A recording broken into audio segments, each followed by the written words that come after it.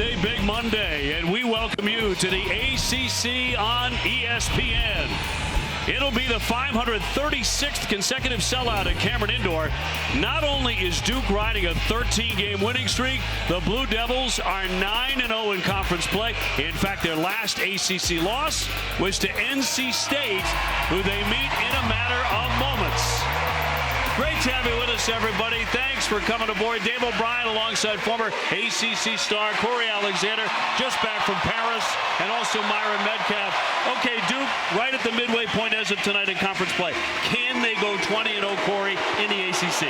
Obi, with the narrative that the ACC is down, there are many that expect for Duke to go 20-0 in league play. That's a lot of pressure to put on such a young team, and they're doing a great job of blocking out the outside noise. However, this could be a trap game. North Carolina comes here this weekend.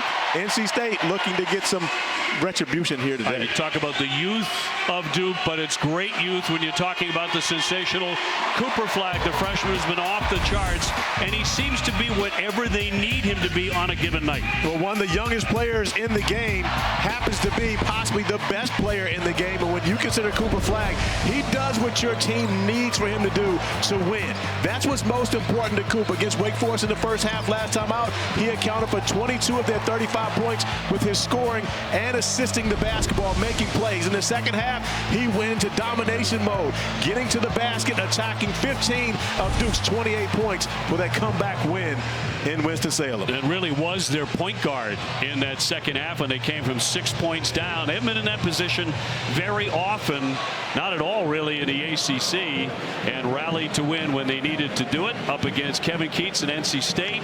He's 5-6 against Duke in his career, aiming for a third straight win over the Blue Devils. Remember, he beat them in the ACC tournament and then the Elite Eight of the NCAA tournament in the springtime up against John Shire, year number 3. Went to his zone for the first time on Saturday for only about 4.5 minutes, but at the perfect time with Duke trailing. It seemed to throw Wake Forest off, and eventually Duke would cruise to the victory and continue to be perfect in ACC play. So NC State is 9-10. They are 2-6 in the conference. They have dropped 4 consecutive games.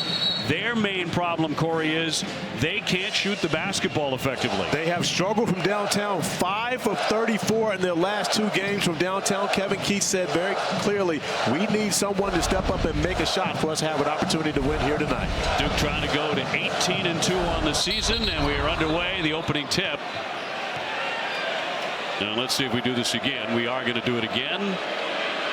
A packed house, of course. Man, are the students ready to roar. You say, when are they not? But they are in particularly high volume here tonight. And a welcome sign for the Blue Devils to be back home after 2 consecutive games on the road. James will drive it. Lost the handle. Knocked away from him, and a turnover. That's something the Wolfpack does well. They can force turnovers. O'Connell will bounce that one, but they're going to turn it over on the line. Right back over to Duke.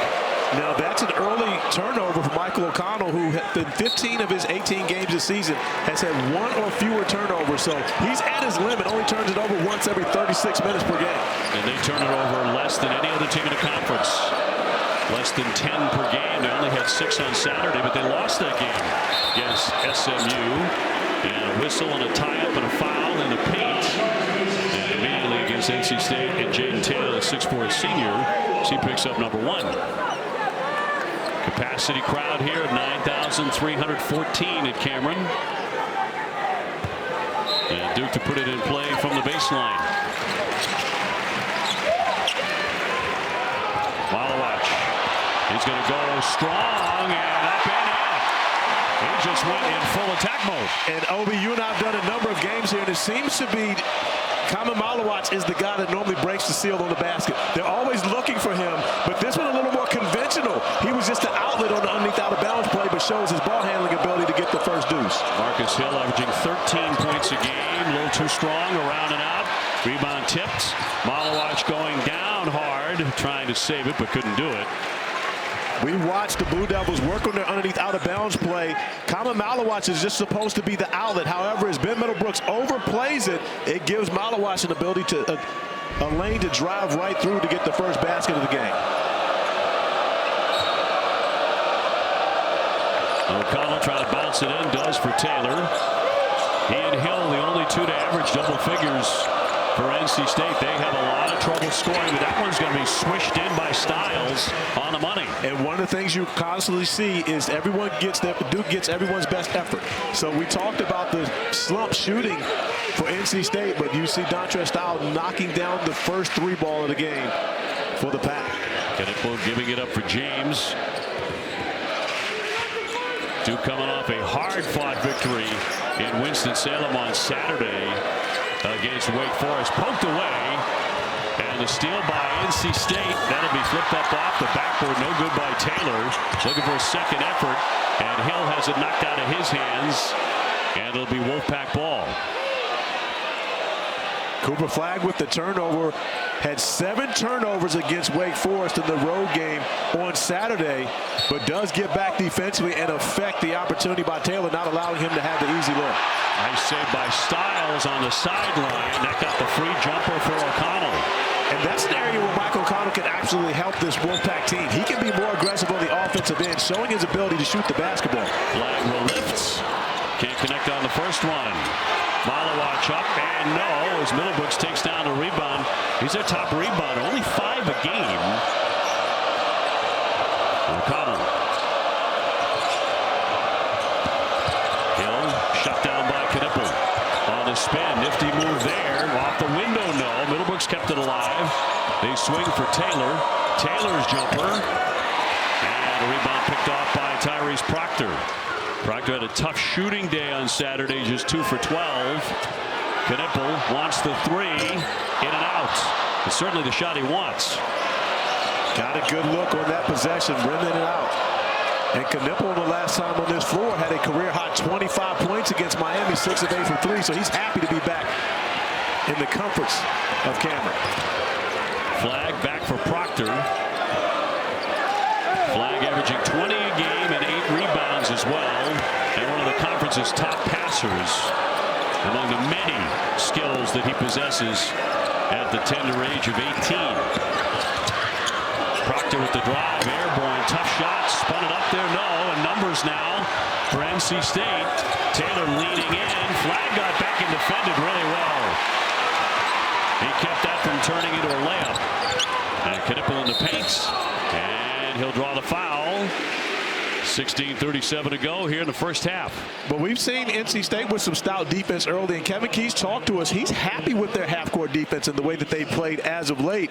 It's just been about their inability to make shots, especially from 3. That's where they've struggled. And doing a good job to start this game off against the Blue Devils, especially to be in this building where Duke draws so much energy from their crowd. Yeah, just a couple of early points. The foul went on O'Connell as Knippel drains that one. Excellent foul shooter, 85%. And Mason Gillis into the game now for John Shire. He's coming off a hugely important performance on Saturday against Wake Forest. He was really money. Not just shooting the basketball. He hit a couple of huge shots, but he calmed everybody down in a really tough environment. And what John Shire talked about was he's played in environments like that before. You're talking about a young man who's played over 140 games in college, played the national championship a season ago, so it's not much that's going to rattle a guy like Mason Gillis. And he had 3 huge threes in that comeback victory on Saturday. They sure did. Ice water there.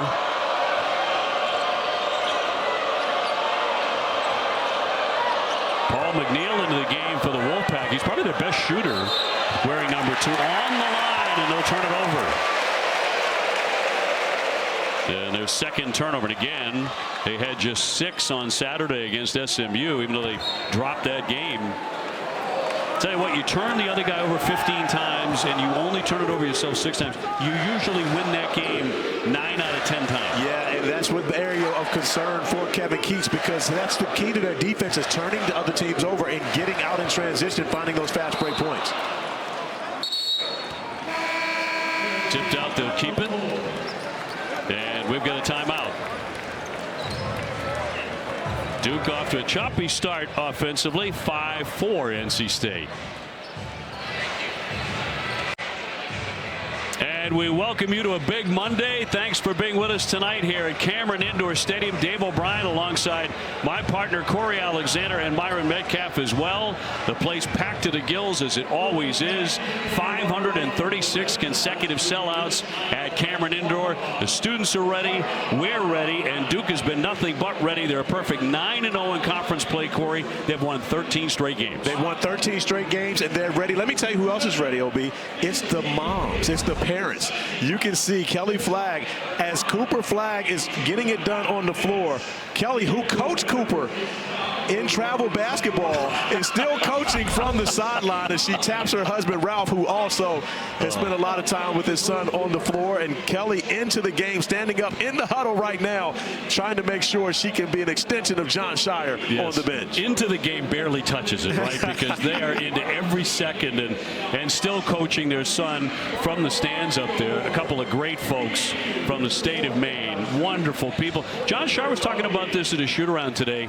He said, I got the greatest group of parents I have ever had. They are tremendous. They actually root for the other players on the team. He said, I've had parents who've done that before, but every one of them does it now. Yeah, we talk about Kelly Flagg, but you also got to consider Tajma Gumba. She's coached the game. She coached at Georgetown, recently left coaching Georgetown. Her son Pat's on the team. Then you think about, of course, Sherry Knipple, as well as her husband Khan, who both were great players at the college level, and here as well, rooting on their son. But one of the things that John Shire talked about with his parents is they don't invade the privacy of this team. They root for each other. However, they don't get in the inner sanctuary of what is helping this team be successful. So a lot of stuff is clicking, obviously, for Duke. Just about everything is these days. But that was a hard-fought win. That was a difficult win on Saturday against Wake Forest. Wake had them up against it. The crowd was really in full throat. They had a tremendous crowd there in Winston-Salem, but they pull it out in the end. You know, Cooper Flagg was terrific when he had to be down the stretch, even though he did turn it over 7 times. Third man on our crew tonight, Myron Metcalf. Myron, what do you got? You know, John Shire talked about Cooper Flagg's leadership. He's concerned about the turnovers, 15 in his last 3 games, but he said he does all the right things. And when your best player does all the right things, it affects the entire culture of your program. And he said that is Cooper Flagg's greatest asset, that he's a great leader on and off the court, fellas. 24 points, 7 rebounds, 6 assists. The question tonight is, can NC State do some of the things that Wake did defensively to get in there against Cooper Flagg and try and shake him up a little bit? Seven turnovers is 7 turnovers. Yeah, and Kevin Keats made a claim to us. They're going to go after him, not just Cooper Flagg, but they're going to go after the Blue Devils because they have to be able to turn Duke over and use those turnovers and turn them into points on the other end of the floor. But you get a chance to see Cooper Flagg's number. Leads the ACC in scoring in conference play at 23 points per game. Field goal percentage is up. 3-point field goal percentage is up. And let's just also mention that he turned 18 just over a month ago. So most of those games have been since his 18th birthday. They say you become a man at age 18. He might have been one before, but he's definitely showing he's grown up since. Gillis can't hit out of the inbounds, and Wolfpack have it. They'll swing for Styles. Will drop that one in. Another one. He's hit a couple of threes early. Yeah, Dontrez Styles knocking down 2 threes, and he struggled shooting the basketball as well. But in the starting lineup, he matches up with Cooper Flagg very well when you look at the starting 5 on the floor. Duke with the starting lineup brought to you by CDW. Cooper Flagg 20 points a game. Knipple getting 13. Proctor 11. Defense has certainly marked the success of Duke, though. They can take that everywhere, and an excellent passing team, too. That'll rattle home for Flagg as it drops in. That was a pretty good job by McNeil, not allowing Cooper Flagg to get past him. However, Cooper Flagg able to gather the basketball and knock down the jumper as we see the 5 on the floor for the Wolfpack. Paul McNeil getting early minutes. The highly touted freshman for Kevin Keats starting to find his way into the rotation. Wolfpack does not have a proven big-time scorer, so Keats is looking for any answer he can get as Huntley Hatfield scores that. Came in averaging 8 points a game. NC State looking a lot better offensively than they have been. They really are, and they look confident. But one of the things you know about this is Duke is going to get everyone's best shot. Guys will oftentimes make shots against Duke that they don't make in a normal game because they come in. This is almost a Super Bowl for opposing teams. Knipple fires long range and nothing but net from 3-point land. Give him 5 early points.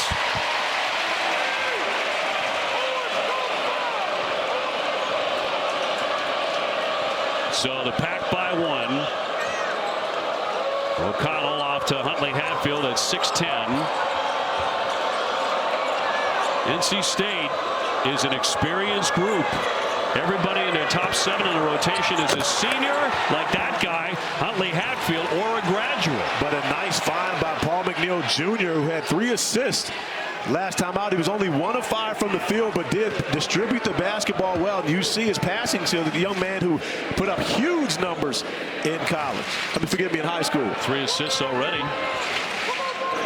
Again, Knipple off target there. Malawatch crashing that glass and can't connect in close. Wolfpack makes only 31% from three-point land. It's actually worse than that in conference play at 29%. Well, there's been a season-long problem that didn't have a year ago, that's for sure. They had stars last year. Big-time players in the clutch, too. Styles a dribble down. Got a good look. And a foul. With 13:07 to go here in the first half. Both teams set on attacking the paint throughout this game. But seeing Knipple in the corner, the great vision, and then getting it on the interior to Brandon Huntley Hatfield for the easy dunk. Paul McNeil with a nice delivery. And Huntley Hatfield with the finish to give the Wolfpack a 3-point edge here early. Huntley Hatfield just committed his first foul.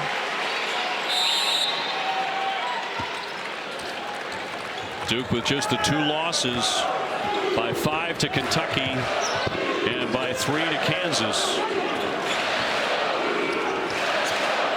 Here's Flagg up high. Wants to make a move. Evans into the game. Rebounded downstairs by Gunpowell. Lost it. Out it goes and back over to the Pack. So that'll be 4 turnovers for Duke. We talk about the guys last year that went to the Final Four: Burns, Horn, and Diarra and Marcel, and where they are right now. And you're talking about go-to guys that Keats does not have this year, and he's still looking for that one. He'll take one of those guys back. Well, he's had guys always that could go get a bucket. DJ Horn, you go back to Jarkel Joyner, to Quavion Smith. He's always had a guy in the backcourt that could go get one when they needed it. And that's the struggle for this team this year. They haven't really had that guy. As they step up and knock down another 3, is Trey Parker getting involved in the mix. So the freshmen have made an impact already for the Wolfpack with both Trey Parker and Paul McNeil. Tapped out, unable to save that, was Trey Parker, who's usually a standout dunker. They did call that a 2, by the way. They will take a look at it. The previous basket by Parker. Take a look. Trey Parker, that's going to be a 3 from Fayetteville, North Carolina. And you got to imagine an in-state guy has been waiting for his opportunity to be able to play against the Blue Devils on this floor. You grow up hearing about it, thinking about it. Chose NC State to play as a home games, but of course looks forward to playing here at Cameron Indoor at least once a year. That score is definitely going to change. That wasn't that close. No, that was not close at all. Ellis looking inside. Knipple.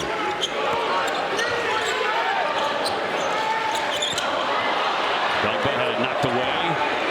Right to the Coach K court logo. Shot clock is expiring. A heave. And it's a shot clock violation. But Obi, the pressure. The Wolfpack have applied the pressure early. They've got Duke starting the offense 30, 40 feet away from the basket. And it's worked in their favor here early, all the way to a 5-point lead. ESPN's exclusive presentation of college basketball is brought to you by Discover. It pays to discover. Pays to hit those 3-point shots. And NC State, once they update the score, will have hit 3 already. It certainly hasn't been a strong point of the game. It is so far tonight. Yeah, what we thought was a 5-point lead going into the timeout is actually now a 6-point lead. The Wolfpack 3 of 5 from beyond the 3-point arc to start this game. We've got to reiterate, in their last 2 games, they were 5. Field goal at the 12:21 mark by North Carolina State was scored a 2 on the floor. During the timeout review, it shows a 3-point shot. The score is correct on the board. 5 of 34 in their last 2 games coming in. So some great looks from Kevin Keatts so far. Myron, you got something on that? Yeah, Kevin Keatts was excited about the way his team played defense. He said, great defense, we're making it very hard on them. He said, avoid the long twos, but maintain the defensive intensity. He liked the way his team started.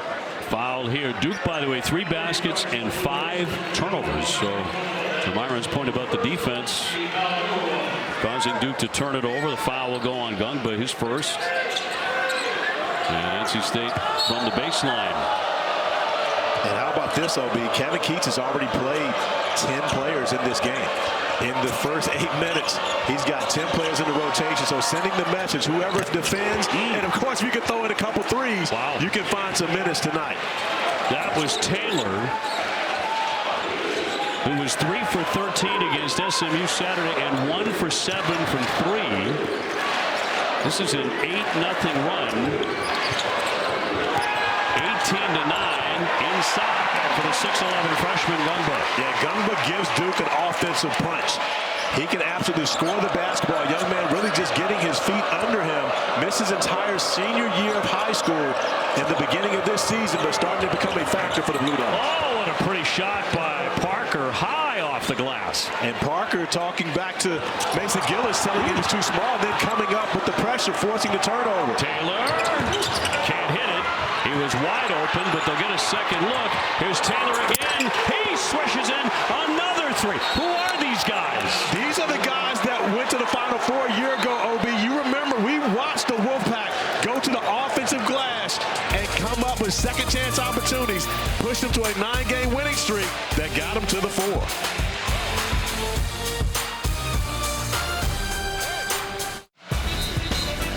Nine and 10, NC State has come to Cameron Indoor and shot the lights out here so far in the first half.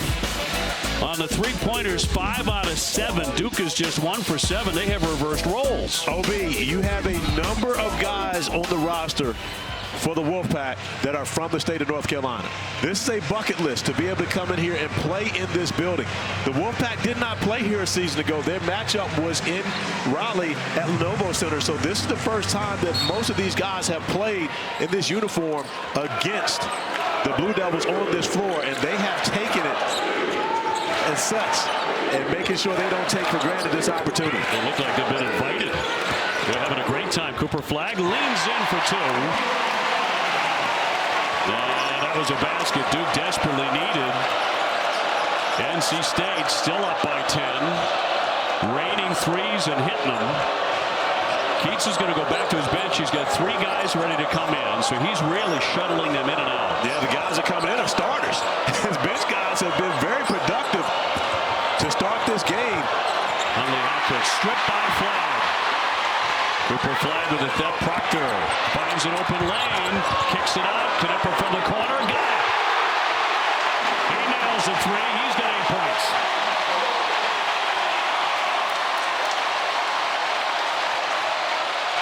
So Duke with a response, and how about this? The pick by James. He'll slide in.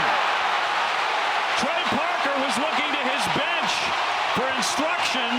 He fell asleep, and James pounced. And just like that, the momentum has turned in favor of the Blue Devils.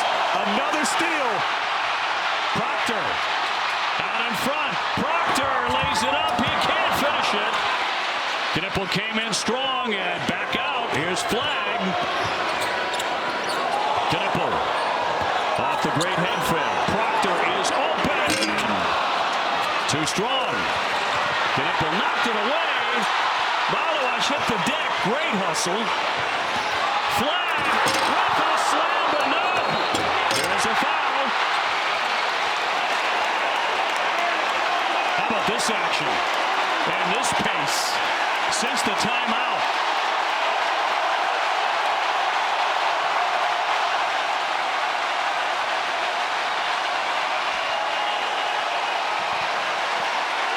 Huntley Hatfield with his second foul. Duke on a 7-0 run.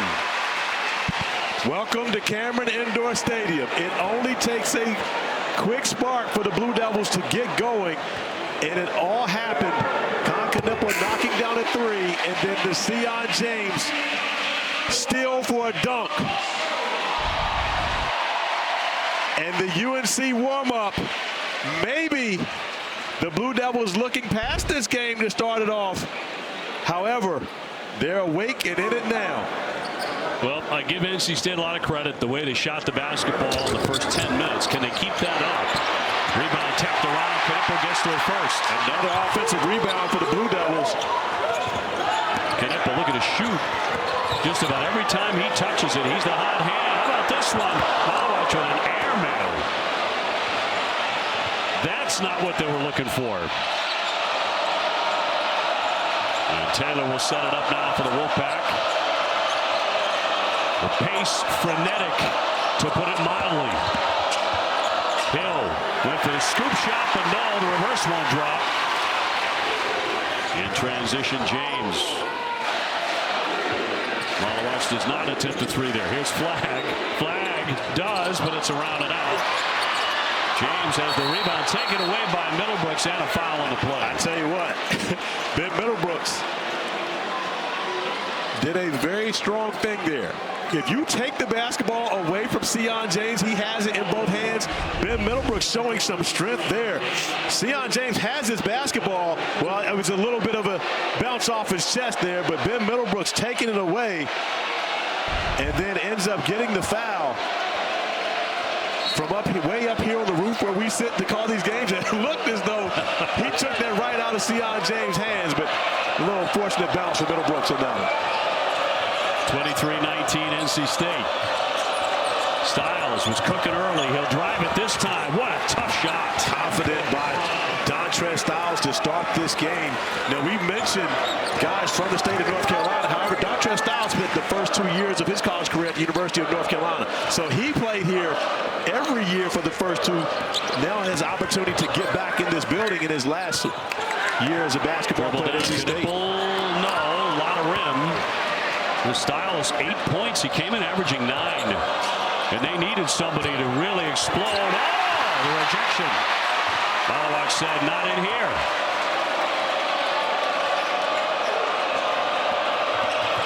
O'Connell doesn't do a lot of scoring, only about 7 points a game. He's their distributor. Taylor from 3. Rebound comes out of bounds and back over to Duke. Exactly 7 minutes to go. And this place really got cooking and really got loud. Another area of Duke's defensive prowess. They defend the rim. Common Malawich with a denial.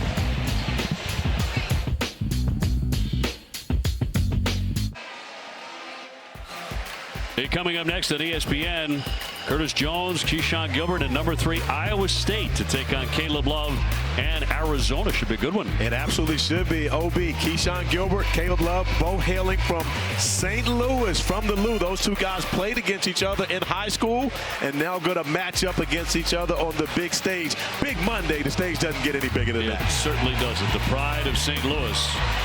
Meanwhile, back at Cameron Indoor, NC State came out firing, hitting threes like they haven't all season long. And they had a lead as many as 12 points when it was 23-11. Before Duke responded. Now the Blue Devils have the ball back. Here's Foster. Let's see if Flagg starts to get going. But Obi, look at the pressure, how the Wolfpack are forcing the Blue Devils to catch the basketball much further out of their comfort zone. Dontrez Styles doing the job defensively, and Cooper Flagg blocking the shot but not finishing the defensive play. Gets it back downstairs, and this time it's Middlebrooks to swat it away. Yeah, Ben Middlebrooks, who leads the ACC in shot blocking at 1.7 per game. It's the stat that Kevin Keith does not like to hear about, because that means that he's getting way too many opportunities because the guards aren't keeping the guys in front. 1.8 on the shot clock. Duke has to hurry. Knipple off the inbounds. It won't drop. Rebound tip to Hill, and here he comes. Marcus Hill, a well-run break, laid up and in by O'Connell. The 2-on-1 executed to perfection. Marcus Hill forcing Tyrese Proctor to commit, drops it off for the easy layup. Knipple swishes it in. He's got the shooting eye in this one. He bounced back from 0 points against Boston College. Shot the ball much better against Wake Forest. He had 15 points, also 9 rebounds. And that's his spot, Obi. He loves that corner. Has been successful there multiple times already in this game. Styles feeling it. 2 more. Dontre Styles is off to a great start in the first half, and not only offensively, but accepting the challenge going up against Cooper Flagg, the front runner for ACC Player of the Year. And right now, Dontre Styles is winning that battle. Came in shooting only 30% from 3-point land. He hit the first triple. He was off to the races. Proctor, heavy traffic, can't convert. Bodies hitting the deck as Malowich went down and drew the foul. Obi, this is the way they teach it in practice. This is a 2-on-1 to perfection. You see how Marcus Hill forces Tyrese Proctor to commit, stop the basketball, and on the other end, when you drive the basketball, you have to rely on your shooters to be in the corner. Con Knippel finding his spot, knocking down another 3 from the corner. Kyle Server, the director of communications for Duke, had a great note earlier today about Knippel, that his great-grandfather, Bud Rose, was the captain of the 1931-32 NC State basketball team and was an honorable All-American.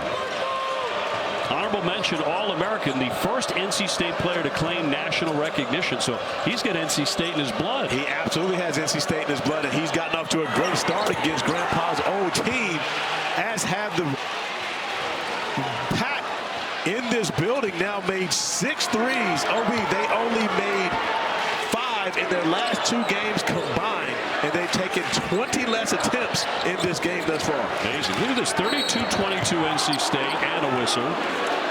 And it's Duke with the cold hand, other than Knippel. And Con's mom, Dontre Styles, with a foul. Yeah, there's Sherry, who's the all-time leading scorer at Wisconsin Green Bay. You know, and we Googled her earlier, and everything came up about Con's dad, Con II.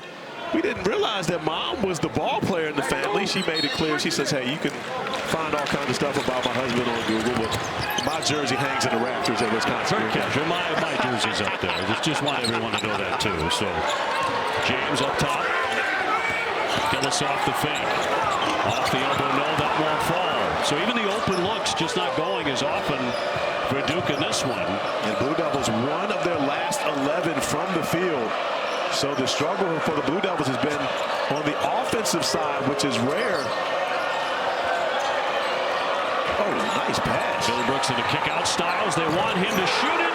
Shoot it, he does. And another 3. 13 points for Dontre Styles, averaging 9 a game coming in. Obi, I've always said that I love shooting in this gym. And when you come in, it's a different depth perception playing at Cameron Indoor than it is in most arenas that you play in, because you don't have the huge backdrop that you see in the majority of the arenas. I believe that actually helps opposing teams coming in. Boy, Flagg got a great look, didn't he? Wide open, missed it. NC State playing with great confidence.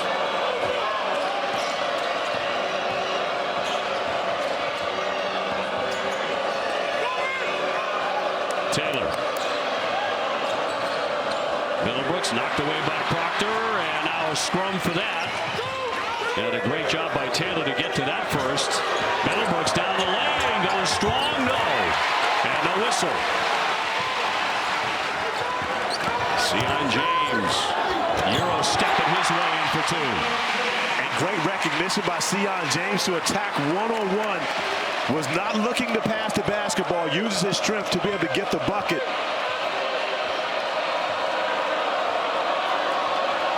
NC State, here's the headline.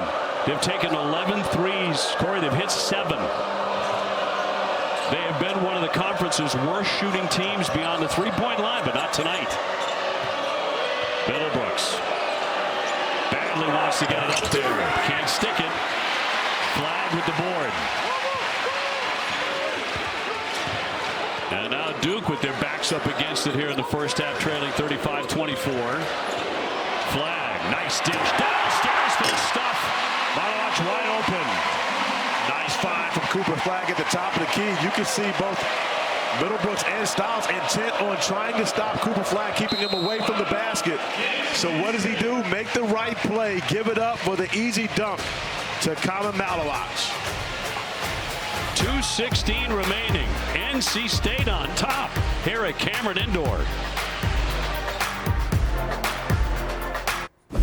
The Jeep halftime report is on the way. Coming up, we'll check in on Michigan off the beat down at Purdue, plus the biggest difference in Iowa State this season. Drea, where has this Wolfpack team been? Well, this Wolfpack team has found their three-point shooting. They average 5 a game. They've already hit 7. It's not that they've hit them, it's how they've hit them. Ball movement, transition, one-on-one, they found the bottom of the net. And defensively, the ball's going in the basket. What does it enable your defense to do? You give up get back, set your defense, keep everything in front, pressure the basketball, and keep the ball out of the lane. An absolutely magnificent start for the Wolfpack. OB, a great start indeed. It has been so far, Kev. There's no question about that. Looking forward to you guys coming up at halftime. 2 minutes, 16 seconds before the break. The largest deficit this season for Duke was 14 in Louisville. Tonight, so far, 13. And when you consider the way the Wolfpack have been able to build this lead, knocking down the 3, and that's one of the things that coaches have said about the Blue Devils. They will give up good looks from 3. You just have to take advantage of them and knock them down. And the Pack have done that here tonight. Middlebrooks out of the double. O'Connell splits the defense and lays it in. They're also making a lot of smart decisions. They really are, and they started out turning the basketball over, which is uncharacteristic of the Wolfpack, but since then have settled in and getting good looks on each and every time down the floor and being able to capitalize on the Michael O'Connell. We talked about OB. He can be more aggressive. 9 points, 4 from the field. Guy who came in averaging just 7. Proctor on the drive, lays it in. Nobody stopped him. Tyrese Proctor, the 6'6" junior from Australia. But NC State has owned this first half as they look for a mammoth upset tonight in the ACC. Long way to go, but 1 minute and 10 before halftime. Flagg converging, nearly got the theft. O'Connell lost it, and he's going to commit the foul. The collision after the theft, that'll be his second personal. And created by the trap at the top. Cooper Flagg and Mason Gillis. Oh, sorry, we see the play earlier. Great ball movement by the Wolfpack, finding Dontrez Styles in the corner for one of the 7 threes already made. And that's the way that the Wolfpack have been able to have success, sharing the basketball. 10 assists on 14 made field goals early in this game, and really taking a page out of the Blue Devils book. Kevin Keats talked to us about how great a passing team the Blue Devils are, but their pressure has really taken Duke out of sharing the basketball. Gillis taking the first one, so he'll get another one. Gillis, the graduate out of Newcastle, Indiana. Long career at Purdue before coming here to Duke. A very impactful 23 minutes on Saturday. 11.6 rebounds. And that veteran calming influence made a huge difference in that road win at Wake Forest. John Shire raves about Mason Gillis. Look at him right now, OB. He comes in and he's playing the 5 position. This guy's a small forward coming in, and he talked about being a grad transfer and being so selfless, not concerned about anything other than the success of the team. Shot clock inside 10 here for the Pack. Hill looking for some room to operate. Pulls up on James and can't stick it. Rebound comes out high, and it's Gillis to chase it down. Half a minute to halftime. 20 on the shot clock. Knipples hit some long ones here in the first half. He's got 10 to get a shot off. And tipped by the Wolfpack. And Duke will keep it here with 13 seconds before the break. And the shot clock at 7. But for the second consecutive game, the Blue Devils will go into the halftime locker room down. John Shire said they need these type of tests. They haven't had many early. Entry here for Flagg. The kick for Proctor. In and out. Rebounded to James on the tip. He lays it up and in. He's hit on the play too. He'll be head of the line with 6 seconds to go.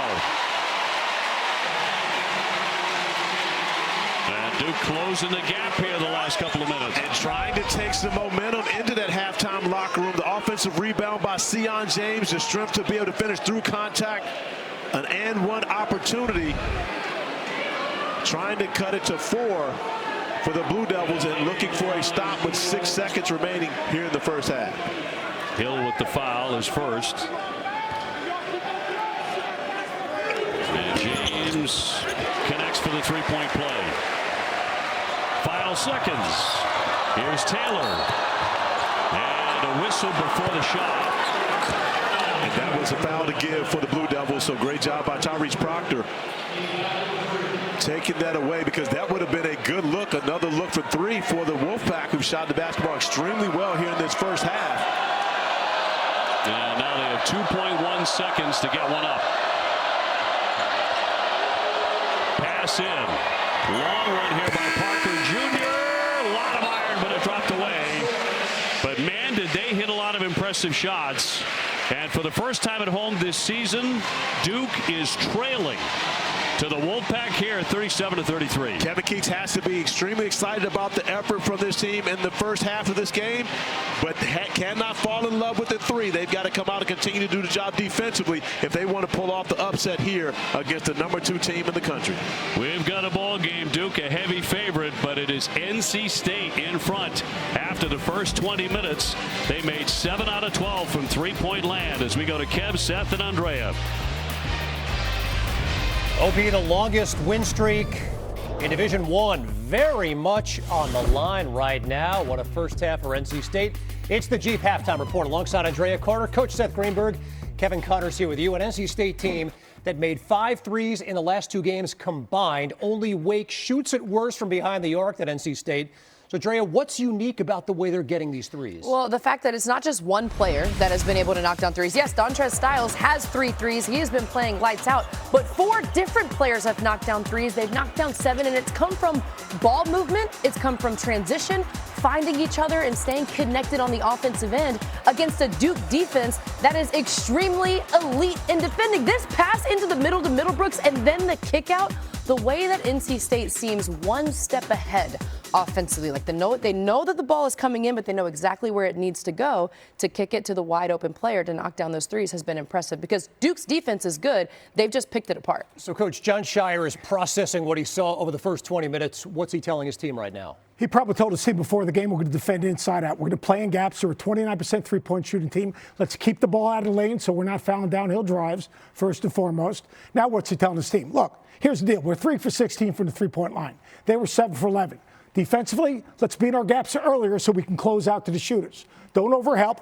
Guard your yard. Guard the basketball. We're not going to overhelp. We'll get out to the shooters. We got to come back and rebound the ball. We got to get some clean stops. Then we'll get out in transition. When we're in transition, we can play ahead of the defense. It's a 4-point game. We couldn't shoot it any worse. They shot it well. We're going to make one adjustment defensively.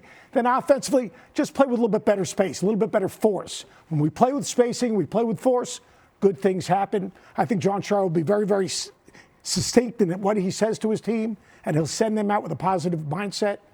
And this is a long 20 minutes for Kevin Keats. To only be down by 4 points when a team that rarely hits threes hits 7, and then your superstar has 5 points. And again, it's a 4-point game, so it's not time to panic if you're on the Duke sideline at all. They got that game against North Carolina on Saturday. Yeah, you just wonder. You see, this is a rivalry game for NC State. Right. Carolina's a rivalry game for Duke. Having said that, this is, you talk about Cooper Flagg. I mean, Cooper Flagg, yeah, he's 2 for 7. He has 1 assist. That's the key. They got to get the ball to him more in the middle third of the floor, because when he's in the middle third of the floor, there's less help. And if you do help, he uses his size and makes plays. 4-point game here at the half. This halftime report is presented by Jeep. There's only one.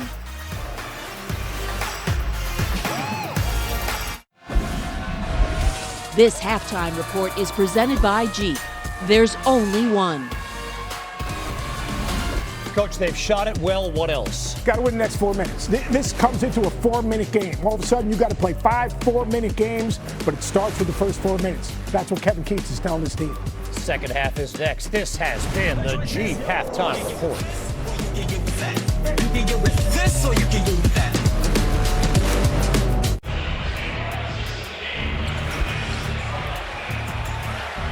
Well, NC State has played with confidence against Duke very recently in the ACC tournament, knocking them out. They went on to win it. And then the NCAA tournament, that magical run behind Burns and Horn and company, all the way to the Elite Eight and knocked out Duke again, 76-64. So they felt pretty darn good about themselves coming into Cameron Indoor tonight, and they have the lead at halftime, 37-33. These two teams, Corey, have switched roles. If you told me before the game one team at halftime would be 3 for 16 from three, I'd say that's probably NC State. It's Duke so far. The way NC State has struggled from three, no one expected this type of shooting coming in, especially the Blue Devils. However, 7 of 12 from beyond the three-point arc. Dontrez Styles got it started early, knocking down the first 3 of the game on his first shot. Michael O'Connell getting involved in the mix. James Taylor, the usual suspects. And when you look at what is going on with NC State right now, the confidence that they're playing with on the offensive end of the floor, they're looking to pull off a huge upset here in Cameron Indoor. Styles leading the way with 13 points for the Pack.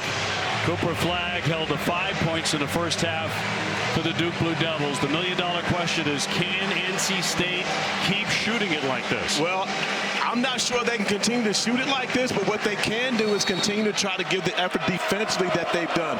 You have to consider holding Cooper Flagg to only 5 points. That hasn't happened often for him in a half in his sensational freshman year. Wolfpack with the ball to open up the second half here at sold-out Cameron Indoor. Styles got him off and running with a big three. He'll step back and fire well short to open the second half. Duke with a 13-game winning streak on the line. 9-0 in conference play.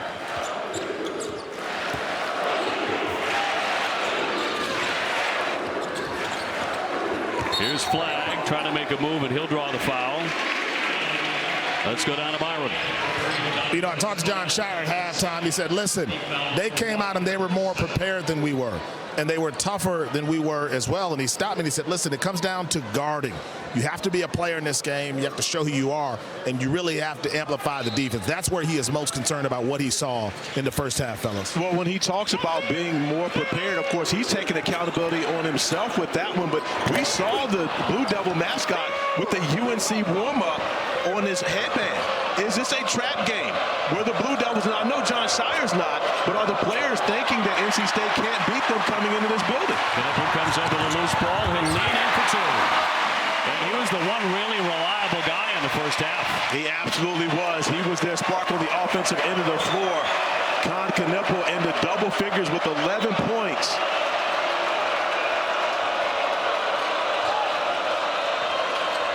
O'Connell gives up the dribble.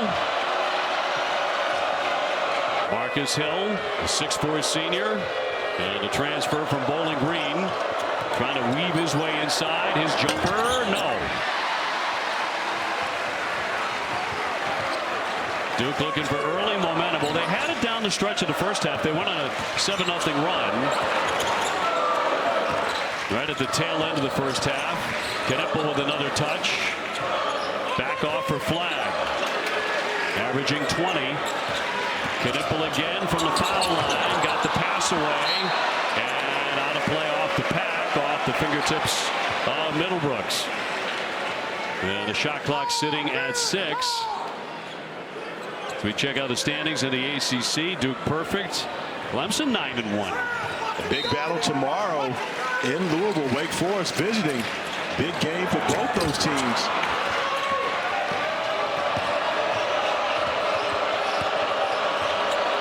Hill with a crossover into the paint. Back out for O'Connell and can't connect. Knippel. Here's James. James looking for contact, swatted out. Good job by Taylor to make sure that was nowhere near the rim. And it'll be Duke ball. O'Connell getting back and does a great job of jumping and going vertically. If he tries to take that charge, most likely it's going to be 2 free throws for Sion James. A smart play by O'Connell to get in the air and contest. Flagg making a move. He'll draw the foul. And Dontrez Styles is trying to be physical with Cooper Flagg. He was able to get away with it some in the first half, but been called for 2 fouls already here to start the second half, as Cooper Flagg will continue to try to attack getting downhill. Yeah, Styles has 3 for the game. Yeah, at halftime, his teammates surrounded him, Cooper Flagg, and said, get yourself going, Cooper, get yourself going. And they said, this is what you want, this kind of adversity. Just like that. Well, and that's the way to respond. Cooper Flagg is at his best when he's getting downhill, and that's what he's tried to do to begin this second half. Already drawn 2 fouls on Dontrez Styles, and as soon as Styles has to check out, he goes and gets a bucket. Tied at 37. Taylor draws the double. Taylor getting it back. On the drive, he jumps to the corner. Shot clock down to 1, a heave by O'Connell. Fires that one out of play.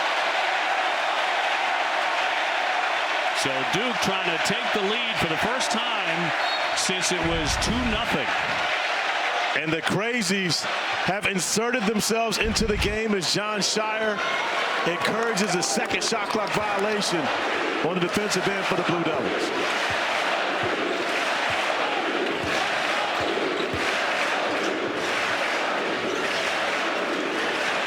Knippel thought about it. He'll drive it. The fall away. Got it. And Duke has retaken the lead. 39-37. 15 for Knippel.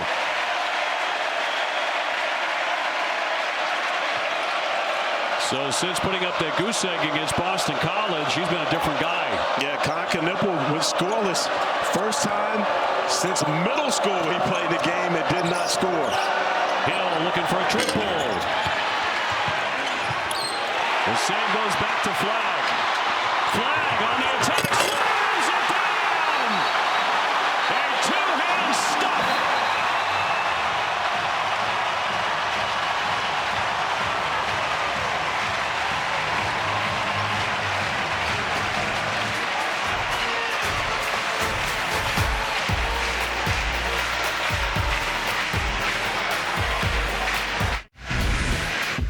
Well, Knippel, along with Cooper Flagg, leading the Duke Blue Devils back and now on top with his mom Sherry in the stands and loving it tonight.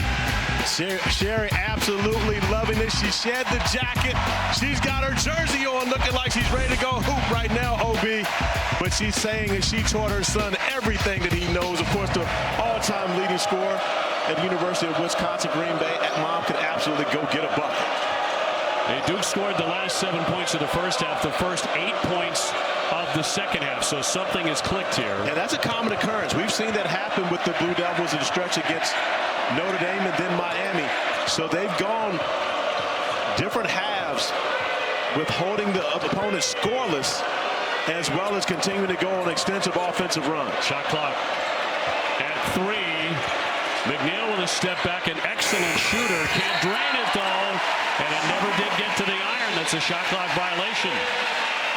And the third shot clock violation for the Blue Devils, whose defense has gotten extremely stingy as Cooper Flagg continues to find his way to the top of the highlight reel.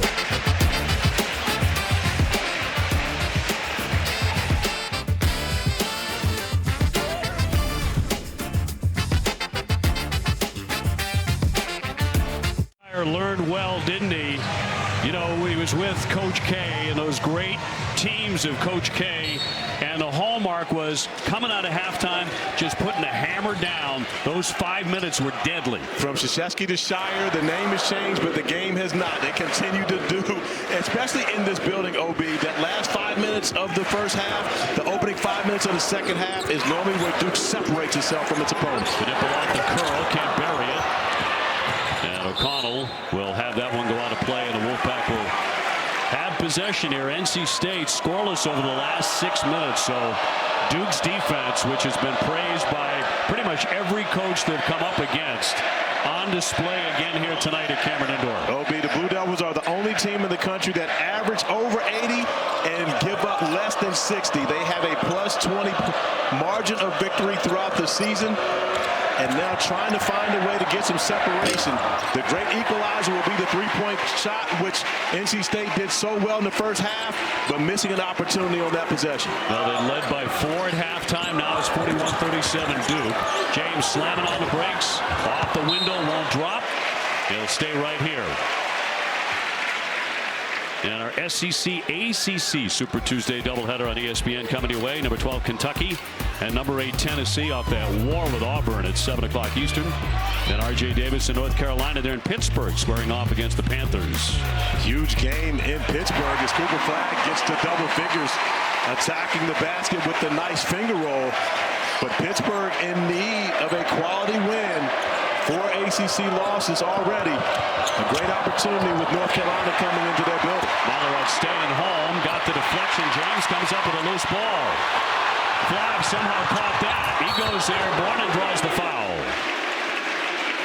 Well, for a split second, I thought maybe he was sizing up another spectacular dunk. Yeah, well, that's the power, OB. Cooper showing off that he's also got the finesse as he gets to the rim and avoiding the defenders with the beautiful finger roll, as my man Ice would say back in the day. If you don't know, that would be George Gerving who made the finger roll, even though everybody was doing it then. It was such a skill, but Ice really made it. His was beautiful. It was absolutely poetry in motion. It was like snow down a bamboo leaf, you know? Our producer, Kim Belt, was a heck of a player in the day, and one of the thrills of his life was he took a charge on George. But did George still get the finger roll is what I'm trying to figure out. 44-37. Flag at the line, very reliable there at 81%. Obi, we've often seen this. Cooper Flag in the first half, more facilitator, trying to execute what the coach is asking to be done. In the second half, gets into scoring mode. He's had some big halves throughout his young career thus far, and on the way to another one here. Duke has put a chill on NC State shooting the ball. They're 0 for 8, making 0 for 9. Proctor up over for Flag, and no. Almost had a Cooper loop there. I like that, a Cooper loop. Got to trademark that one, my man. Not this time, but got Kelly and Ralph out of their seats, though. Yes. Grandma and Granddad beside him. 45-37. And Flag will lace up a shoe. For those that don't know, I'm sure many do, rest in peace to the late, great Kobe Bryant. As you see Coop rocking his Kobe's, we are 5 years and 1 day past losing the legend that also played for, of course, the great Mike Krzyzewski in the Olympics on the Redeem team, winning a gold medal in 2008 and again in 2012. Have you watched any of the piece that CNN is doing on him? I didn't get to see much TV in English for the last 4 days. That's right. You're in Paris loving the NBA over there, but wait till you watch it. It's tremendous. I'm looking forward to it. Great insight. Pull-up pop here by Parker. And one they desperately needed. Yeah, first basket of the second half for the Wolfpack.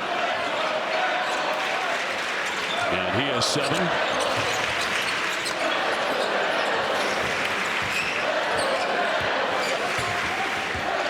Flag with a screen.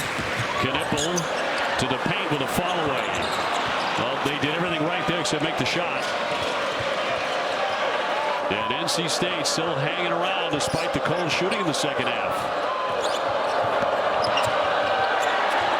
Another one on the way. Swished in this time by Styles. He's back in the game, playing with the 3 fouls. You and I were talking about during the commercial break. When do you get him back in? He's been your top scorer. Absolutely. And you were calling for him to get back in the game. You got to trust him with the 3 fouls. But this is where he has to be smart on the defensive end of the floor. He wants to be physical, but you got to be smart about it, especially guarding Cooper Flag 30 feet away from the basket. Knipple will drive it. Lost the hit and draws the foul. Stops the clock with 12:40 to go in a 3-point game, and a foul on Parker. And coming up on Thursday, 2 more great women's basketball matchups for you. Number 7 LSU and 13th ranked Oklahoma at 7.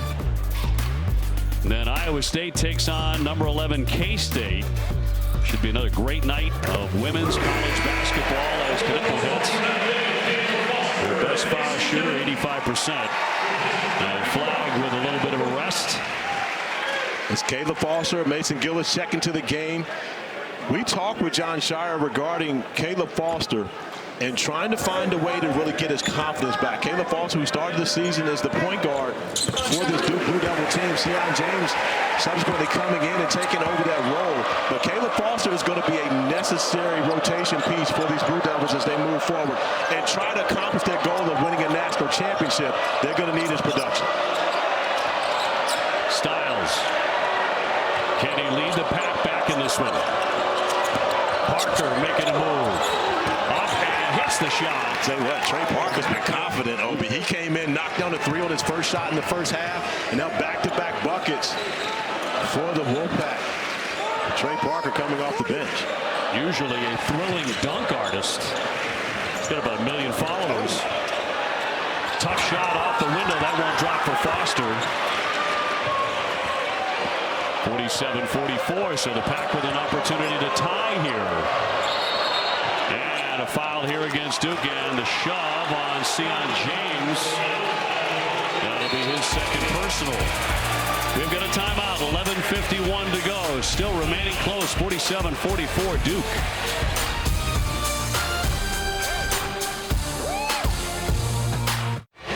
Dontrez Styles from Kinston, North Carolina.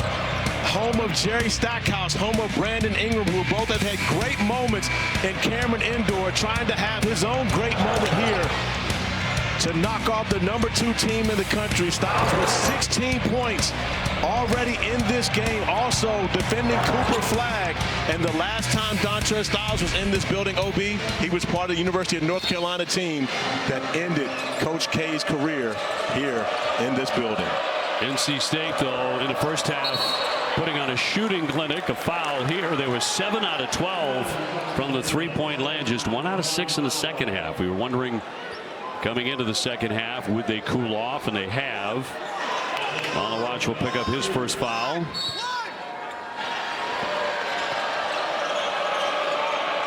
Huntley Hatfield looking for the paint.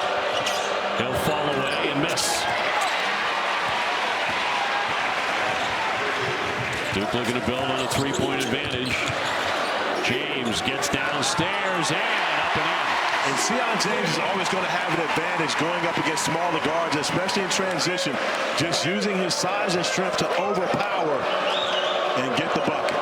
He had a tough one on Saturday, 1 for 6 shooting it. But his hoop here makes it 49-44. Marcus Hill trying to get started with the scoop. It won't drop, but a foul. And he'll be headed to line with about 11 minutes to play. Sion James in transition with a significant height advantage and strength advantage over Marcus Hill, able to get to his spot and just elevate over the top. And that's another advantage that the Blue Devils have. They're the tallest team in the country. And so they don't have anyone other on the roster other than Spencer Hubbard at 5'8", but no one in the rotation under 6'5". And so you consider that guards are going to be bigger and have advantages. Oftentimes they can just go to the block and get an easy one. Hill is 68% foul shooter, drains the first. Transfer from Bowling Green, led the MAC in scoring last year, 21 points a game. And Flag back on after a breather. By the way, the first foul shots of the game for NC State. Of course, they've been living outside beyond that three-point line for a lot of it. Hill's best game was 23 against Florida State. That was an overtime victory for the Wolfpack. And he's been their most reliable scorer throughout this season. But Kevin Keats made it clear to us they don't have one guy that they can depend on to go get them 20 each and every night. So they got to do it by committee. Of course, Marcus Hill going to have to be a large part of that. Yeah, last year they had like 3 or 4. Yes.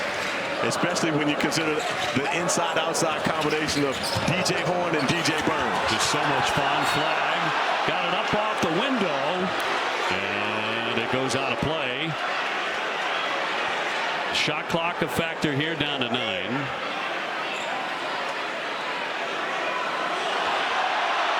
Duke coming from behind. last Saturday, and attempting to do the same thing here at home as they were down at halftime. Gillis. Here's Flagg. Turn around with that shot clock winding down, and it's a violation. And another great defensive stand by Dontrez Styles, blocking Cooper Flagg's attempt at the shot clock buzzer. And Styles doing everything he can to keep Cooper Flagg from getting into his comfort zone. Chesting here and then walling up. Does have a handful of Cooper's jersey from the back, but hey, the officials can't see that. They shield it from all the big bodies in the paint. Certainly was a foul on the replay in a couple of different ways, but here's a whistle. Ron Gruber calling for a foul.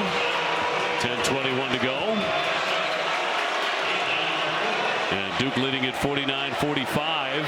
And this one they'll get on Gungba, his second, and Shire shaking his head. But John Shire talked to us about, hey, teams are going to be physical. We've got a young team. They're going to feel like they can come in and beat us up. That's where you've got guys like Sion James, like Mason Gillis to come in and provide the physicality on the Duke end of the floor to make sure that the young guys don't shy away from it. Yeah, Gungba with another foul. And again, playing with his chest, but Gungba trying to get back in position. And Ben Middlebrooks falling out of bounds. Now, if Middlebrooks stays on his feet, that probably doesn't get called. Parker with a bounce here for Middlebrooks. It got out of hand, I thought, in Auburn, Tennessee on Saturday. That looked more like a football game. Taylor with a fall away. Sticks it. Big bucket from Jaden Taylor. And he's another guy that can provide an offensive punch. As you see, the Wolfpack picking up 94 feet, forcing Cooper Flagg to have to dribble 94, but still gets to his spot, gets the foul, and most importantly puts the fourth foul on Dontrez Styles, who will have to go take a seat. Smart play by Cooper Flagg, taking advantage of the aggressiveness of Styles on the defensive end. Just under 10 minutes to go. Styles has been the difference maker, OB. With him on the floor, the Wolfpack have been an advantage. When he has to go sit down, Cooper Flagg has had his way, especially when Styles got the 3 fouls at the beginning of the second half. And Kevin Keats right now, well, he's going to get Brandon Huntley-Hatfield onto the floor. NC State's going to go big right now, the two bigs on the floor. Be interesting to see who takes the challenge of guarding Cooper Flagg defensively. So Styles to the bench. That is a huge loss for the Wolfpack the way he's played tonight. And it's been Flagg and Knipple for the most part here for Duke. 15 for Cooper Flagg tonight. And with his 16 points, Styles has to sit.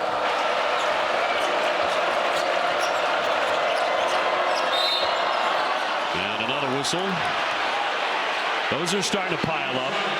And they're going to get Cooper Flagg for having a right arm wrapped around Brandon Huntley-Hatfield, and that's the way they're going to go about it.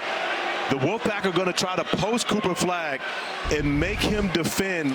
Watch Cooper Flagg's right arm. That's going to be the foul that's going to be called right there. Both hands around the waist of Huntley-Hatfield as he tries to post. Seeing a lot of jerseys being grabbed, a lot of bumping here. Parker will lift it and hit it. Trey Parker has been spectacular coming off the bench for the Wolfpack. Now in double figures. No, only 9 for Parker. I thought he hit 2 threes. No, he has 12. Oh, okay, my iPad hadn't updated yet. A 1-point game, and he's been a non-factor offensively at times this year. Not tonight. Cooper Flagg looking to answer. Yes! And a foul as well. Absolutely drained it.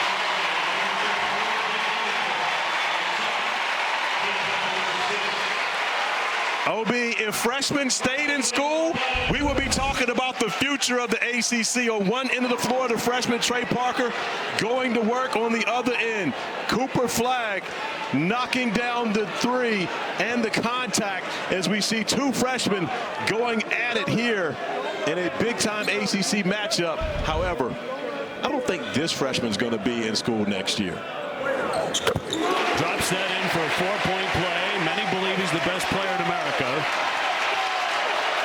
John Broome would have something to say about that at Auburn. I believe he would have so, but nothing. Look at John Sire going zone again. We saw this against Wake Forest, and now the Blue Devils going into a zone defensively. Middlebrooks, and it forces a turnover. Flag around the back. Cooper Flagg heating up, commanding it out of the double. Finds an open man in James. Shot clock at 15, plenty of time. Flagg again on Hill, pulls up and pops. Knocks it down. He's starting to take over the game. He started taking over the game the first possession of the second half when he drew a foul on Dontre Styles, and now with Styles having to watch, Cooper Flagg is having his way. And a timeout. Kevin Keats and the Wolfpack. Cooper Flagg has been the story of the second half with 16. OB, they try to tell me Coop doesn't have a handle. The behind the back, the pull up in the mid-range, knocks it down. 16 second half points for Cooper Flagg as Dad Ralph loves the action here at Cameron.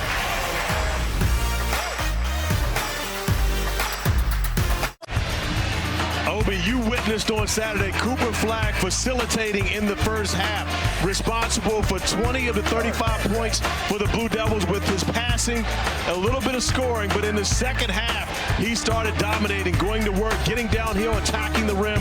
15 of Duke's 28 second half points accounted for scoring the basketball, and of course, another highlight finish for Cooper Flagg as he continues to dominate second halves of games. First half, 5 points, already 16 second half points, and OB, I've got the feeling he's not quite finished yet. Well, you know, I know you admire this about him, that ability to sense what needs to be done.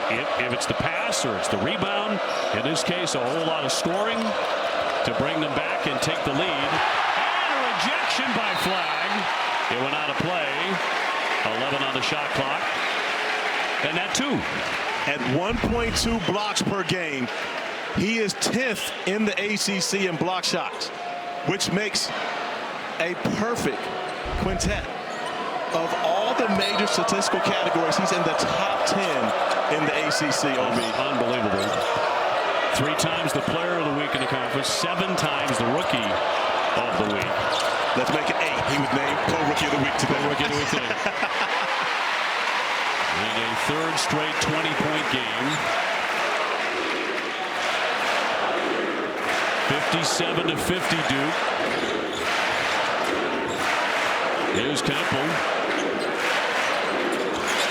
Malawatch for James. Oh, got one. Don Knipple passed up an opportunity. Won't pass up this one, but can't hit it. I thought he should have taken the 3 at the top. He had enough space to be able to get a good look, but Marcus Hill had to help. In transition, looking for the 3, and now a rattle home for Parker. I tell you what, it's been an impressive performance for Trey Parker, knocking down his 3rd 3 of the evening.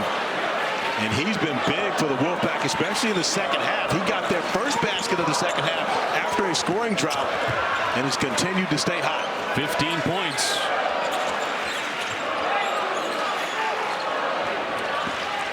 Flagg on the move again. A drive, but a foul. Boy, he's just got that look in his eye, doesn't he? And that was really a double screen, and 2 NC State players running into each other as Common Malawatch was fighting to try to set the screen for Cooper. And by not allowing Malawatch to run and set the screen, 2 NC State players actually ran into each other, creating an opportunity for Cooper to get downhill. Huntley Hatfield with his 3rd. And Cooper Flagg to shoot, the freshman from Newport, Maine. Coming off 24 points, 7 rebounds, 6 assists on Saturday at Wake Forest. And coming up this Saturday, ACC Network, a triple header. FSU and BC start us off at 2. That's followed by Virginia Tech and Virginia, the Commonwealth Clash, and then SMU hosting Stanford to cap the night.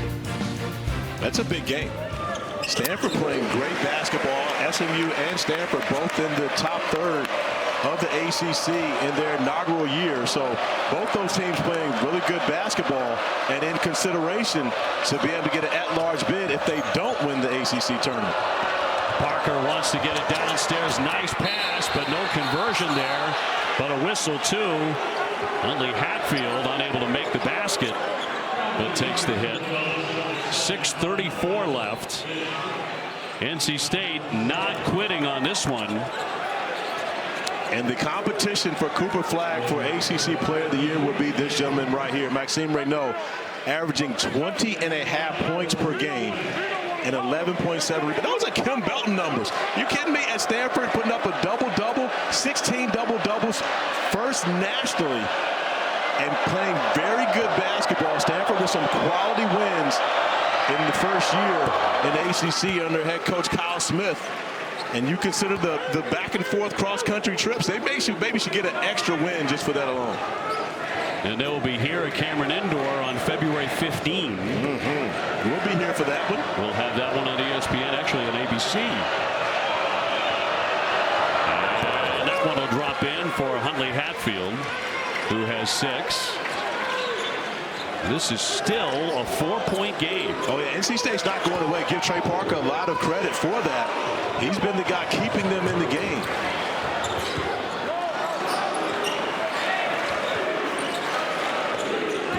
James looking to penetrate, poked away. Taylor got a hand on it. Here's Styles back in there, trying to lay it up and in. I love it. Dontrez Styles attacking the basket, didn't settle, kicking it out to Marcus Hill for a 3, recognizing it would be tough for a defender to take a charge or stop him at the rim, gets a bucket to cut it to 2. Styles with 18 and a timeout, John Shire. This is a 2-point game with about 6 minutes to go. NC State with another comeback, and they have closed the gap again.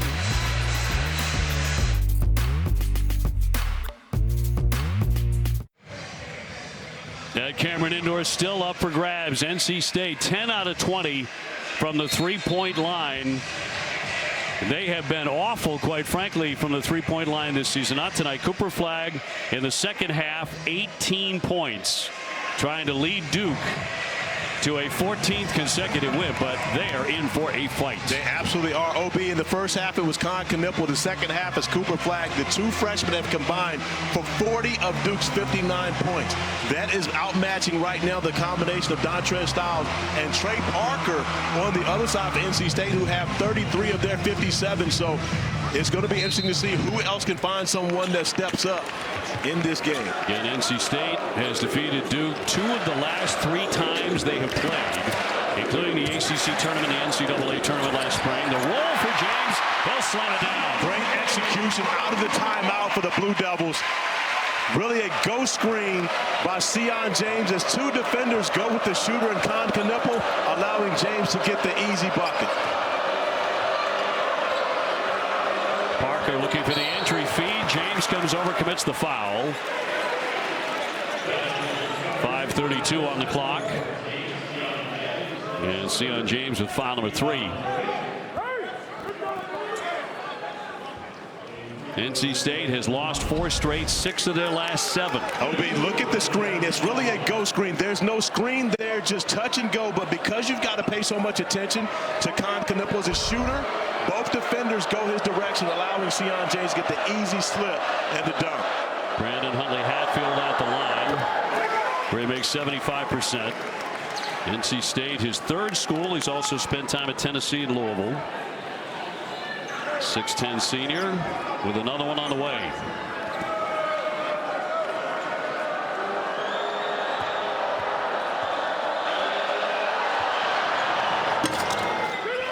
He drops in the pair. 2-point game.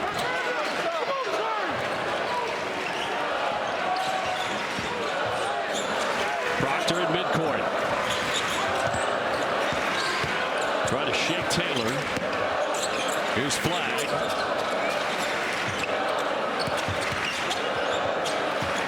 Flagg commanding it. The scoop around and out. The tip won't drop. A strong effort defensively by Dontrez Styles, not allowing Cooper Flagg to get to his comfort spot. Styles lines it up. That missed badly. And a whistle and a foul here against NC State. And Kevin Keats is outraged as that basketball goes off of Sion James out of bounds, but it's going to be a foul called on Huntley Hatfield, and that's going to be his 4th. With just under 5 minutes to go. You see Sion James and Huntley Hatfield colliding. Oh, I believe that is Sion James tripping over Mason Gillis.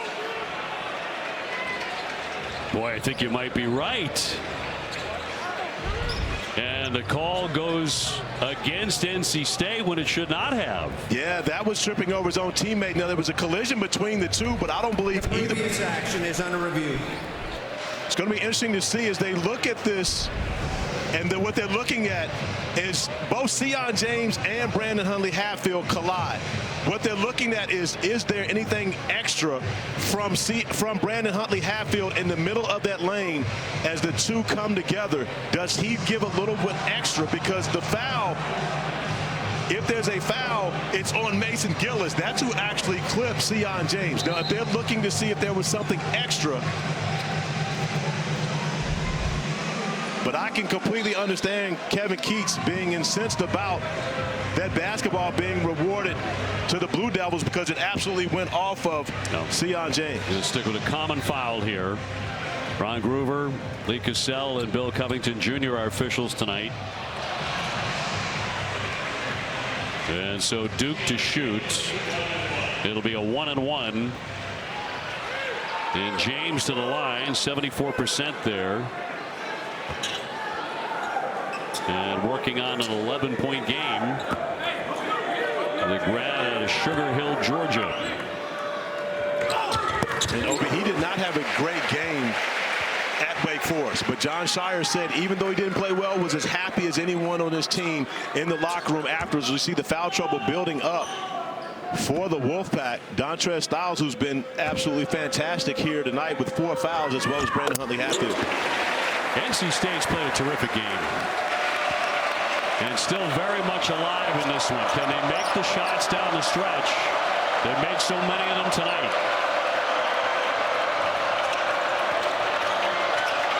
Styles and Parker have been a huge hunk of the offense. Hill getting down low, and 2 points for him and a whistle. That's his game, OB. Marcus Hill loves to get downhill. And this time gets to the basket, shields off Sion James, and then collects the contact to get the foul. As you see him get to the other side of the basket, watch him stop immediately and then go up. The contact from James allows him to get the bucket opportunity for the and one to the displeasure of John Shire, but Kevin Keats absolutely loves it. James' 4th foul. Hill's 68% at the line. They can make this a 1-point game. He does. 63-62.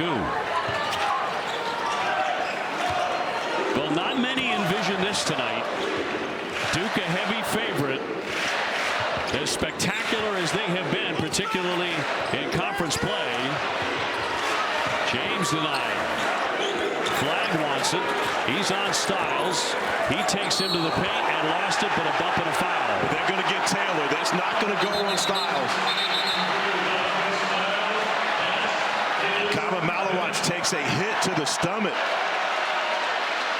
and lost his lunch on the floor. Yes, he did. So we have an official timeout with 4:21 to go. And a 1-point game. Huntley Hatfield in the back. Oh, there's no contact, nothing there. So I think we showed you enough of that. We're going to check in with the studio here. It is 63-62, Duke by 1. OB will gladly take it. Iowa State, Arizona. Dre is going to start on ESPNU. Yeah, and hopefully no throw up on the court and a lot of threes for Anthony Del Orso. He's coming off of making 6 threes against Colorado in their last game. That'll make the opponent throw up. Yes, exactly. Coming right back.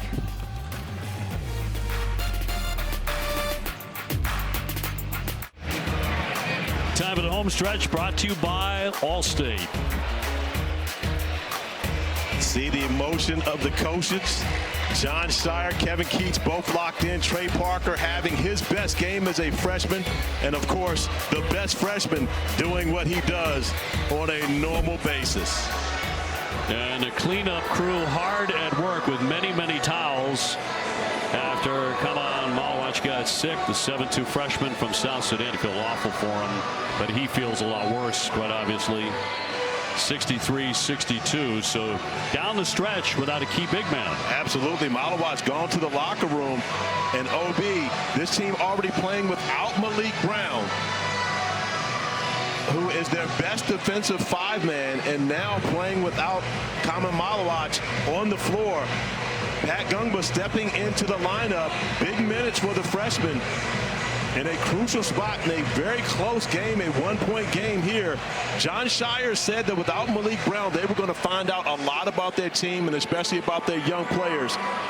We will absolutely see over the remaining 4:21 of this game. Some good news for Duke before the game. Malik Brown did go through some of the drills and he warmed up. No intention for him to play. That's going to be some time yet, but he is getting closer. And this was him earlier tonight, so he is making progress to get back to the rotation. Yeah, still hasn't really been able to participate in the 5-on-5 action in practice, but is closer. And Jon Scheyer said just from a mental standpoint, it's better to see him go through warm-ups and be on the bench with your uniform on in comparison to being over there in street clothes. So Duke on top by a point, and for tonight's game check-in brought to you by Allstate, we look at that upcoming schedule. And right now, with dreams of running the table in the conference, dreams of 20-0, but they have a serious battle tonight, which was not really anticipated unless you look at the recent history. And frankly, as you pointed out a couple of times, where NC State has broken their hearts, and they did it twice last year. And Jon Scheyer has made it very clear that they need these type of tests. Not every game is going to be a blowout. They have to go through these type of tests. Let's check in with the studio. All right, LB, while we await a great finish there in Durham, we've got a great one that's underway on ESPNU right now. Two highest scoring teams in the Big 12, Coach. Yeah, two explosive offenses, but this Iowa State defense is relentless. First possession of the game, they blitz the ball screen, create a turnover. That's Iowa State basketball. The key for Arizona, play in that middle third of the floor. Yeah, find each other, stay connected on the offensive end, and make quick decisions because Iowa State is flying around defensively at all times. Two teams tied for second in the Big 12, a game back of Houston. It's on ESPNU. OB, you'll see it here next. Kev, thank you very much. And the game you were talking about, Arizona and Iowa State on ESPNU.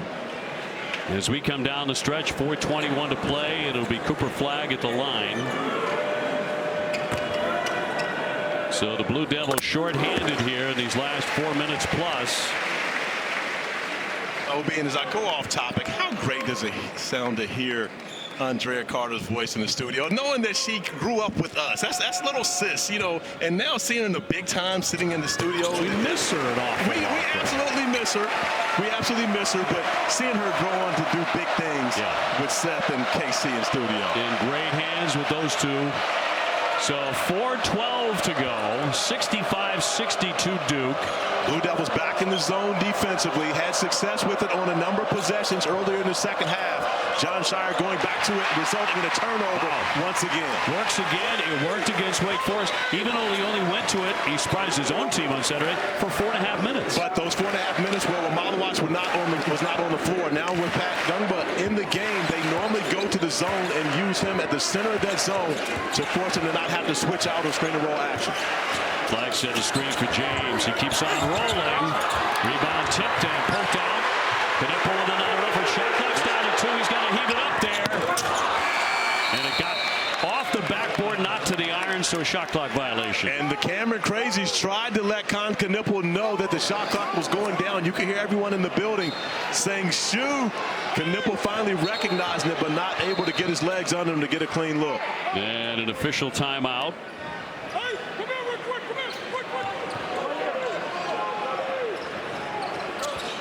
Something happened with the Cameron Crazies over there. Hope everybody is okay, but a stop and play We have had a player get sick to his stomach, and now a fan having some sort of an issue. Likely to be one of the students over there in the student section, obviously, and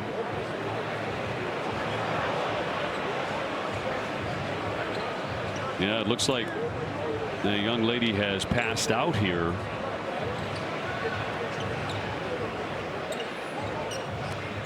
And they are taking her away. Wow. And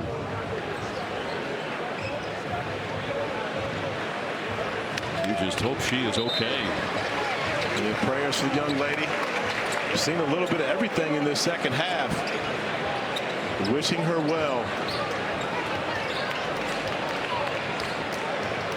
So 3.5 minutes to go. And NC State within 3. And Kevin Keats and company have come into Cameron Indoor and stuck right with the Duke Blue Devils. In fact, at halftime, NC State had the lead by 3, 37-34. They were shooting the lights out 7 out of 12 from three-point land. Duke was 3 for 16. Duke defensively back into the zone, but it's not a normal zone. You see how far the wings, Cooper Flag, Conklin-Nipple out. That middle's going to be open. Got hung on the iron and wouldn't drop, and it's tipped out. And Sion James unable to gather that rebound. But when you watch this zone, look at how far Cooper Flag and Conklin-Nipple are, similar to, of course, your alma mater, Syracuse, with Jim Boeheim's zone, where it's not a 2-3. It's really you show your length. We talked about Duke being the tallest team in the country. They absolutely have great length on the wings, and showing it, making it look as though very little is open against the zone. The Pack can tie it up here. Taylor. Hill jumps into the paint. He can't connect. And saving it, Proctor on the baseline, and he'll draw the foul. As NC State tried to bat it away and commits a personal with 3:01 to go. And that personal goes against Marcus Hill, number 2 on Hill. Tyrese Proctor doing his great bouncing act. But how about Conklin-Nipple pulling his leg to keep him in bounds? I tell you what, there are high basketball IQs plays, and then there's next level. That was next level by Conklin-Nipple as he smiles about it. But that was an extremely smart play. It's a little help from your friends, man. That would be almost a tush push in football, right? Now, wouldn't that be similar to something like that, making sure you get across the line? I heard that about 62 times yesterday. I didn't expect it from you. But you're right. No, 1 of 2 there for Proctor. And it was NC State's 10th team foul, by the way. 3:01 to go. And a 4-point lead. Remember, NC State has lost their hot hand to fouls. Dontrez Styles fouled out several minutes ago, so if they're going to do it, they're going to do it without him. And tipped out by Duke. And Kevin Keats now trying to get his best shooting lineup on the floor. So taking Marcus Hill out, who's not much of a threat from beyond the three-point arc. Getting Bryce Hurd in the mix, as well as keeping the hot hand of Trey Parker on the floor. Hurd, the second youngest player in the conference behind Cooper Flag. And those 2 guys were teammates a couple seasons ago in Mount Vernon. Jumper off target. Taylor couldn't hit that time. Flag got it knocked away and then recouped.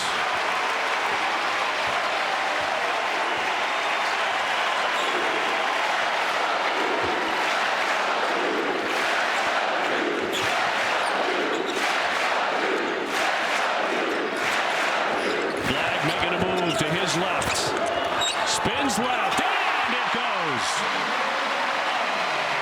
It's one creative shot. Well, the impressive part was keeping his pivot foot down. Of course, officials are looking to make that call. Anything that looks awkward, they're going to call it. Does a great job keeping his pivot foot on the floor. Cooper Flag with 27. The Pack needs an answer under 2 minutes to go. Entry pass up and in. Great execution, getting the ball to the short corner. Then Brandon Huntley-Hatfield carving out some space in the middle of the lane. Cooper Flag keeping that left foot down. Does not pick it up before he leaves to shoot the basketball. It's all legit. With the left hand, he's able to finish over a smaller defender. 25 for Cooper. Forgive me, 27 now for Cooper on the night as he continues to stack up numbers in the biggest games for the Blue Devils. 27 points. So game after game, the story being written about Cooper Flagg is he's finding a way to lead Duke to victories. Very different ways oftentimes, but putting up a lot of points. And on his way to maybe a 30-point game, we shall see. And 6 college basketball games will highlight our ESPN schedule on Saturday. 2 of them are Sonic blockbusters. Cooper Flagg and number 2 Duke hosting North Carolina at 6:30, and then Coach Cal returning to Rupp Arena, leading Arkansas against number 12 Kentucky. That's 13 hours of college basketball, all starting with the college game day crew at 10 a.m. to get you ready for the day. I don't know if it tops last Saturday with all those overtime games, which I think was a record, or tied a record. It was incredible Saturday of basketball. Well, and that's this time of year. That's what you're going to get. The ACC, the SEC, you're going to have so many different great matchups. The Big 12, of course, will be involved. But this time of year, it's about college basketball and getting the best out of each and every one of these teams as they start to make their race towards March. Look at our reset now. Neither side with a foul to give. And Duke has the timeouts remaining. NC State has none left with 1:55. And right now, of course, each and every possession becomes extremely critical. For the Blue Devils, it's going to be about handling the basketball. You know the Wolfpack are going to come at them 94 feet, full court pressure, seeing if they can get a turnover first. But the Wolfpack have been stout defensively in the half court, but having to do it without Dontrez Styles, who is their best defender on Cooper Flagg. James can run on that baseline, looking for help. In for Flagg. Ben Middlebrooks can't pressure Cooper Flagg 94 feet the way that Dontrez Styles did. And Kevin Keats knows they're going to put the basketball in the hands of Flagg, especially late in games, to allow him to be the facilitator. Duke is getting everybody's best shot in the conference, aren't they? Yeah, they absolutely are. And NC State came in with maybe one of their better performances of the season on the road tonight. Flagg drives it, shot clock winding down, got the pass off, and up and in by Gungpa. I thought he was going to shoot it. That's 2 freshmen, OB.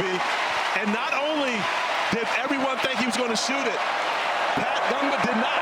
He knew, and more importantly, never took the basketball down. Shot it as soon as it hit his hands. Soft hands, soft finish from Gungpa. And big make, big assist as well from Flagg. Parker, O'Connell. And they're going to throw that one away. It's going to be tipped. OB pick and roll action. And you see Cooper Flagg rejecting it, but going up, dropping it off. But how about the smart play by Gungpa? He never brings it down. He just finishes right in his shooting pocket as Dontrez Styles, who's had a great evening, can only watch. Duke to check it in for Knipple. Up ahead, Proctor. 52 seconds left. And Proctor will hold it. He's the guy you want at the free throw line for the Blue Devils. So he'll just hold on to the basketball, won't risk giving it up. It's either he or Knipple you want to send to the line at this stage. Duke has been tremendous at the line. It made 20 of 22, 91%. Cooper Flagg has made 10 of those 20 for the Blue Devils as he continues to just pour it on in second halves of games. His aggressiveness goes up to a different level. Talking about a different level, right? Kevin Keats, that may be out of the coaching box. I'm not sure. However, trying to get, as he and Coach Snell all up, trying to get Mike O'Connell to foul Tyrese Proctor. And a successful foul. Proctor only makes 1 of 2. Still a 3-possession game. 71-64. Parker. The zone costing NC State valuable seconds on the offensive end. Parker has to launch a long one. Can't hit it off the back iron, and it's Flagg with a rebound. And they will reach and foul with 29.2 to go. This was some fight tonight. It absolutely has been. Give the Wolfpack a tremendous amount of credit. And I know Kevin Keats is not looking for moral victories, but this is something to build on. When you come into this building and play this well, this is the type of effort you should be able to carry over into later. And that's something I'm sure Coach Keats will talk to his team about. And for Jon Scheyer, this is simply about building. They're going to have to win these games, and they're not going to be blowouts. This is 2 shots. But for the second consecutive game, the Blue Devils have had to come out of a halftime deficit and be able to come out and win in the second half of games, and they've been able to do so behind their spectacular freshman in Cooper Flagg. You know, Boston College gave him a very tough half at Chestnut Hill. Wake Forest gave him a very tough game on Saturday. A close one, and NC State came out firing tonight. Parker off to O'Connell. In the corner, Hurd will now drive and scoop it around, and out it goes. Knipper will draw the foul. 13 seconds left. How about Patrick Gumba going over each and every one of his coaches, dapping them up. They love the effort from the freshman big man. As Jon Scheyer and his entire staff excited, they knew once Malik Brown was injured, they were going to need Patrick Gumba to step in. He absolutely did so with Kama Malawatch leaving the floor with 4:21 remaining. Gumba stepped up and made big plays for this team on both ends of the floor. Played 21 minutes on Saturday, too. Tell you what, we have had a full menu of stuff in this one, haven't we? We absolutely have. Parker will fall away, and it will not drop. And the final seconds tick away. Another hard-fought victory for the Duke Blue Devils, who have now won 14 consecutive games and are 10-0 in the ACC. And set up a huge matchup for them this weekend as the rival North Carolina Tar Heels come into this building to take on the #2 team in the country. Iowa State, Arizona coming up next. For Myron Metcalf and my partner Corey Alexander, who is delighted to be back from Paris, and our entire crew, I'm Dave O'Brien. Thanks so much for joining us tonight here at Cameron Indoor. Now to Boo Shambi and Fran Fraschilla in Tucson. Take it away, guys.